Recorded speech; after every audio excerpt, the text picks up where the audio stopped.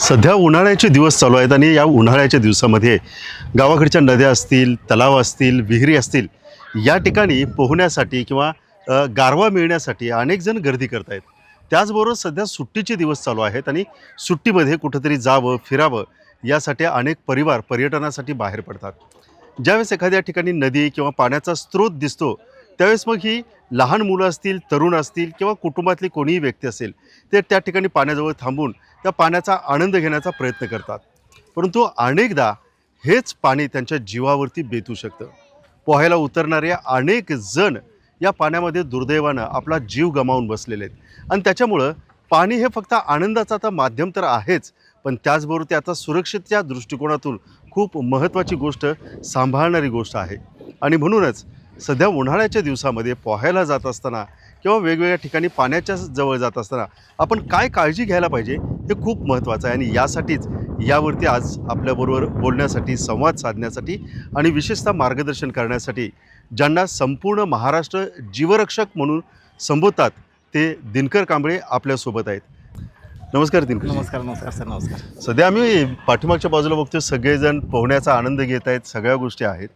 मला सगळ्यात महत्त्वाची गोष्ट विचारायची आहे ते म्हणजे तलाव असेल, विहिरी असतील, नदी असेल, या तिन्ही ठिकाणी सगळेजण पोहण्याचा आनंद घेतात, पण तिन्ही ठिकाणी पोहणं हे वेगळं असतं. काय फरक आहे?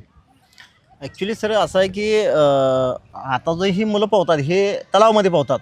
इथलं पोहण्याचा जो बेस आहे हा वेगळा असतो आणि विहिरीचा वेगळा असतो, नदीचा वेगळा असतो.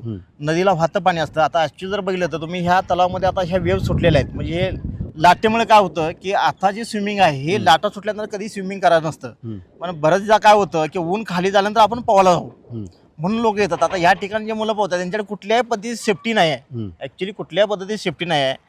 तर पोहत असताना समजा एक ग्रुप असेल, एक 5-6 जणांचा ग्रुप असेल, तर त्यातल्या एका व्यक्तीनं का असणार कडेला उभा राहून आज जे त्यांचे सहकारी पोहणार आहेत त्यांच्यावर लक्ष ठेवणं महत्त्वाचं आहे.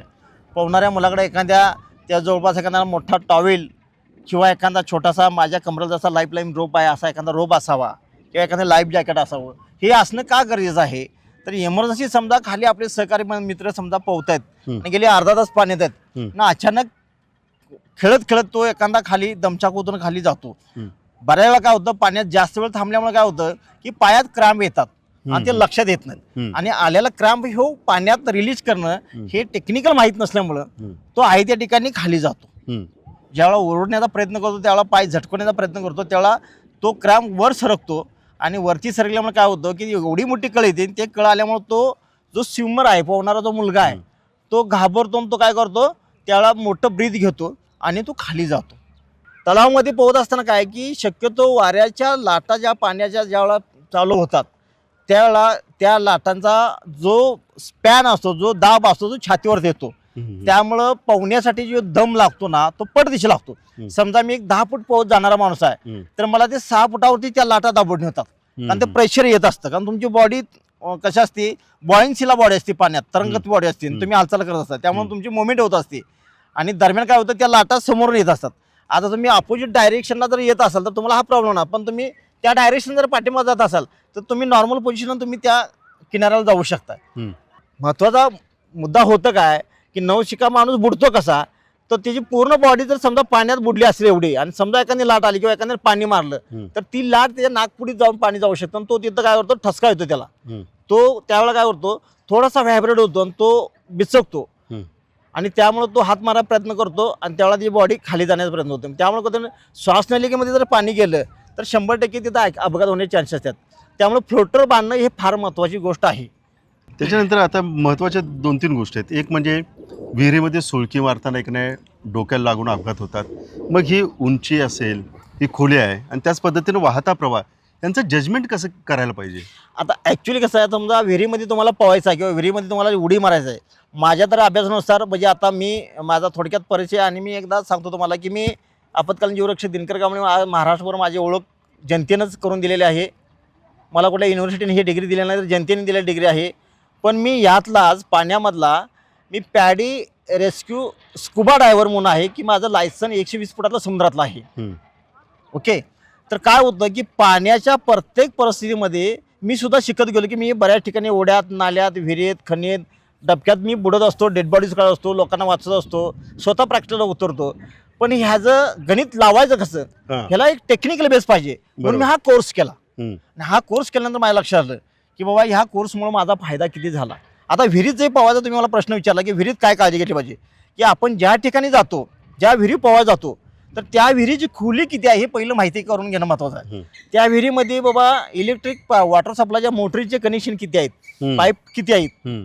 त्या विहिरीमध्ये साईडला कुठं बाबा पॅरापीट सोडलाय का, अशा पद्धतीचा एखादा पॅरापीट सोडलाय का, किंवा एखादी जय आहे का, हं. किंवा किंवा आता बऱ्याच वेळा कसं आहे नवीन एक गव्हर्नमेंटच्या अनुदानामध्ये असं नवीन एक विहिरींचं संकल्पना आणि हे आलंय, योजना आली की 25 फूट JCB ने खड्डा मारला जातो आणि जमीन लेवलला काय केलं जातं ते बांधकाम केलं जातं. हं. हं. खालची जी जय असते ती जय माहीत नसते हं. आणि वरनं उडी मारल्यानंतर काय होतो, खालचा जो बेस असतो, मग रॉक असेल तर रॉकवर जाऊन आपटण्याचे चान्सेस असतात, हं. मग पाय फ्रॅक्चर होण्याचे चान्सेस असतात. समजा तुम्ही उलटी उडी मारली आणि समजा एखादा लोखंडी नळा असेल हं. किंवा लोखंडी नळ्याला त्या बांधलेल्या मोटरला बांधलेल्या एखादी सड तार असेल किंवा दोरी असेल तर त्यात तुम्ही जाऊन अडकू शकताय हं.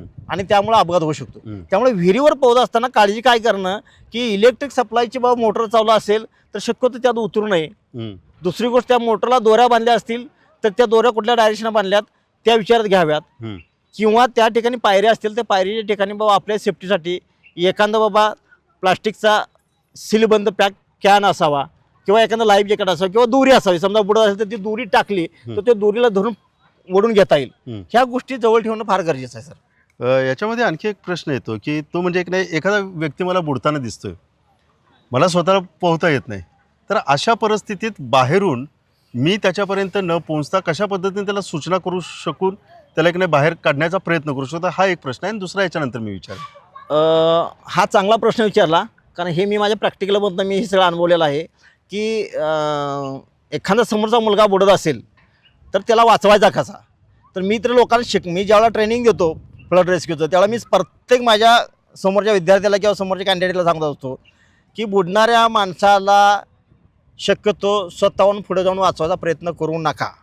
अच्छा. का करू नका, तो मरावा अशी इच्छा आहे का, नाही.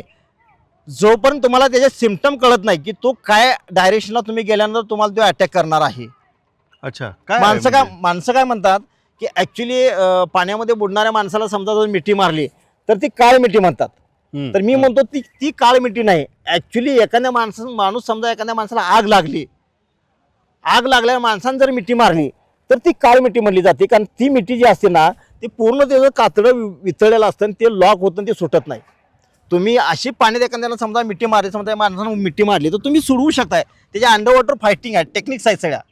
तर त्या टेक्निक्स तुम्हाला जर आल्या तर तुम्ही त्यातनं वाचू शकता. आता मुद्दा असा आहे की समोरचा माणूस बुडत असताना तुमच्या अंगावर असणार, तुम्ही आंघोळ झाल्यानंतर पुसायला टॉवेल आणलेला आहे, हं. तुम्ही तो टॉवेल समजा तुम्ही टाकला, हं.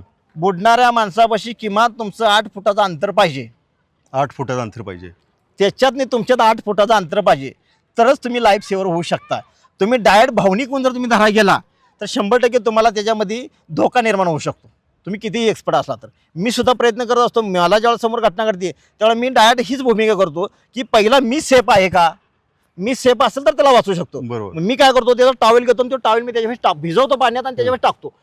सुका टॉवेल त्याच्यापाशी जाऊ शकत नाही, कारण तो वाऱ्यानं परत येतो. म्हणून पहिला टॉवेल भिजवायचा आणि त्याच्यापाशी टाकायचा. टाकत असताना जी पद्धत अशी आहे की तुम्ही पायरीवर असाल तर पायरीवरती तुम्ही बसायचं, असं डब झोपायचं, तो टॉवेल झोपून टाकायचा. अच्छा. समजा त्याच्यामागचं कारण काय? समजा तुम्ही उभा राहून जर थ्रो केला, टॉवेल केला किंवा ते कापड थ्रो केलं समजा आणि त्यांना पकडलं की तो घाबरला असतो, जर्क मारला की तुम्ही फॉल होताय. तुम्ही फॉल झाला की परत तो खाली जातो. म्हणजे तुमचं जे टार्गेट आहे त्याला वाचवण्याचं ते पॉसिबल होऊ शकत, म्हणजे ते शक्य होऊ शकत नाही. म्हणजे तो त्या डेंजर झोनला जाऊ शकतो. त्यामुळे शक्यतो काय करायचं की अशी मुवमेंट जर असेल किंवा एखादा समजा पोहणारा मुलगा आहे, समजा 4 लोक पोहणार आहेत, तर एकानं काय करायचं, एकानं शेवटच्या पायरीला जाम धरायचं, त्याच्या हाताला हात पकडायचा, एक लाईन करायची आणि एक हात द्यायचा त्याला, नाही तर एक पाय द्यायचा, पाय द्यायचा आणि पायाला धरायला लावायचं, त्याला पायाला वळायचं. शक्यतो पायाला देता येत नसेल तर हात द्यायचा. समजा त्यानं हाताला पकडलं तर तुम्ही हात सोडवू शकताय, कारण तुम्हाला पाठीमागे डायरेक्शनला 4 मुलं आहेत. बरोबर. ही ताकद 4 लोकांची आहे. आलं लक्षात काय? अशा पद्धतीने सुद्धा तुम्ही वाचू शकताय.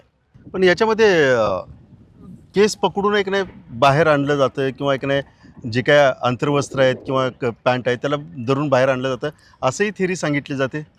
ॲक्च्युली कसं आहे, आता महिला असेल तर तुम्ही केस धरू शकता, पण केस जरी समजा पकडले तर ते मुव्हेबल होऊ शकतं, ती व्यक्ती मुव्हेबल होऊ शकते. केस पकडायचे कशासाठी, तुम्हाला भीती वाटते किंवा डिस्टन्स ठेवण्यासाठी तुम्ही केस पकडताय, पण ॲक्च्युअली जर लाईफ स्विंग करायचं असेल तर त्याला डायरेक्ट फिजिकल त्याला कॅच करावा लागतो. अच्छा. हां, मग त्यासाठी तुम्ही अंडरवॉटर जाऊन त्या व्यक्तीला एक्झॅक्टमध्ये काय करायचं आहे, समजा त्या माणसाला तुम्हाला केसल न धरता तुम्ही पाठीमागनं त्याच्यात जाऊन त्याच्यात तुम्ही जॉला पकडायचं, अशा पद्धतीने जॉला पकडायचं. ही अच्छा. जॉब पकडल्यानंतर उदाहरण तुम्हाला दाखवतो. ही जॉब मी पकडली, ही जॉब पकडली, तुमचा सगळा बेस मी अंगावर घेतलाय, टेका तुम्ही माझ्यावरती, टेका पण टेकला. आता मी इथं कॅच केलं, लॉक केलं इथं. ओके, तुम्हाला ब्रिदिंग घ्यायला प्रॉब्लेम आहे? नाही. क्लिअर बोलू शकताय? हो. आता मी तुम्हाला एक 20 मिनिटं बाहेर नेणार आहे, तुम्ही आयाच थांबायचं.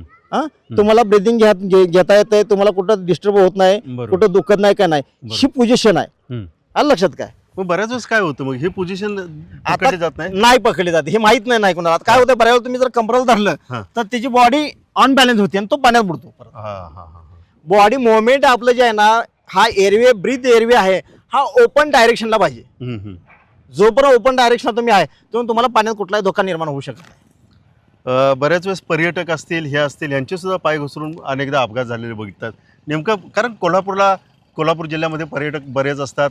कुठं जरी नदी पाहिली जाते, एखादी विहीर पाहिली जाते, आणि चला थोडंसं एक नाही आनंद करू, पण हाच आनंद त्यांच्या जीवावरती भेटतोय. ॲक्च्युली कसं आहे की आता आम्ही सुद्धा बऱ्याच ठिकाणी मी रेस्क्यूला जातो, किंवा बऱ्याच ठिकाणी आम्ही सुद्धा माझ्या वेगवेगळ्या समुद्राच्या ठिकाणी मी जातो, मी सुद्धा प्रॅक्टिसला जात असतो. तर आम्ही पहिली बहुतांशचा तिथल्या लोकांची चर्चा करतो की बाबा ह्या ठिकाणी आम्हाला हे बाबा काय परिस्थिती आहे पाण्याची तिथली. बा आता तुम्ही जर खाली आसरा देवगड साईडला गेला तर त्या ठिकाणी 100% देवबाग साईडला बऱ्यापैकी अपघात होत असतात समुद्रामध्ये. कारण तिथं जे येणारं जे लाटांचा फ्लो आहे तो आपल्याला माहीत नव्हता. आपण नवीन असतो, नौका असतो, आणि त्या ठिकाणी आपल्याला तिथली भौगोलिक जमिनीची परिस्थिती माहीत नसल्यामुळं आपण त्या अपघाताला बळी पडतो. त्यामुळं कुठल्याही ठिकाणी पाण्यात तिथली पार्श्वभूमी माहिती असेल तरच तुम्ही जा, नाही तर शक्यतो जाऊ नका.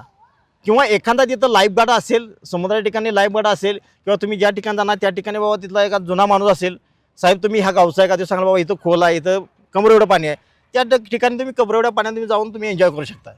दिनकरजी, याच्यामध्ये एक नाही समाजाची भूमिका महत्त्वाची आहे, प्रशासनाची भूमिका महत्त्वाची आहे, शेवटी जीव हा महत्त्वाचा असतो. 100%. अशा परिस्थितीमध्ये प्रशासनानं नेमक्या अशा ठिकाणी असतील, विहिरीच्या ठिकाणी काय प्रिकॉशन्स घ्यायला पाहिजेत? ॲक्च्युली कसं आहे की ज्या वेळेला हे असे अपघात घडतात, बऱ्याच वेळा जिल्ह्यामध्ये बातम्या लागत असतात, महाराष्ट्रामध्ये बातम्या लागत असतात, तो इथं बुडला तिथं बुडला. गव्हर्नमेंट शासनानं एक नेम केला पाहिजे की आता इयत्ता 5वी पासून आपत्ती व्यवस्थापन हा विषय शिकवला जातो शाळेमधनी, कॉलेजमधनी, पण तो खरा प्रॅक्टिकल शिकवला जातो का, हा अभ्यासाचा भाग आहे. पण अभ्यासामध्ये अकॅडमिकली तो विषय आहे आणि तो शिक्षक लोक शिकवतात. अशा ठिकाणी असे काय अपघात झालेले आहेत की जो शिक्षकच डिझास्टर मॅनेजमेंट विषय शिकवतो तो अजगर म्हणून घोणस पकडतो आणि चावून मारतो. म्हणजे हे दुर्दैव आमचं आहे. मग ह्यासाठी शालेय स्तरावरती प्रॅक्टिकल सेशन होणं आणि एक्सपर्ट माणसाचे, अनुभवी माणसाचे होणं हे फार महत्त्वाचं आहे. तरच ह्या अपघातावरती कुठंतरी आपण जे जीवितहानीचा आकडा वाढतो तो थांबवण्याचा आपण सक्षम ठरू शकतो.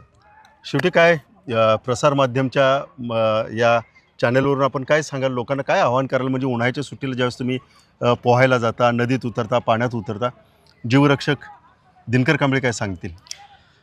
मला जनतेला असं सांगावं वाटतं की तुम्ही ज्याही ठिकाणी पोवायला जात असेल किंवा पोहण्यास शिकायला जात असेल तर तुम्ही संबंधित तुमच्या जवळच्या नातेवाईकांना, मित्रांना सांगणं मी या ठिकाणी पोहायला निघालो आहे हे फार महत्त्वाचं आहे. पोहाय जाण्याच्या ठिकाणी तुम्ही तिथं ऑब्झर्वेशन करणं महत्त्वाचं की खोली कुठल्या ठिकाणी आहे, तिथं मोटरचे सप्लाय आहेत का, पाईपलाईन्स आहेत का. आता बऱ्याच वेळा मग आपण पाहिलं की या चालू मोटरच्या पाईपलाईनवरती मुलं उड्या मारत होती. बरं, ती करंट सप्लाय वायर आहेत, समजा एखादी शॉर्ट असेल, काय झालं तर शॉक लागू शकतो.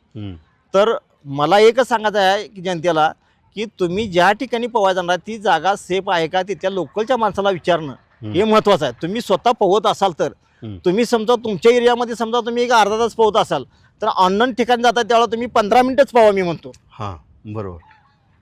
तुम्ही त्या ठिकाणी 15 मिनिटच पोहा आणि 15-16 मिनिटांनंतर बाहेर या. तुम्ही तुमच्या ठिकाणी तुम्ही अर्धा तास पोहताय, सलाम या गोष्टीला.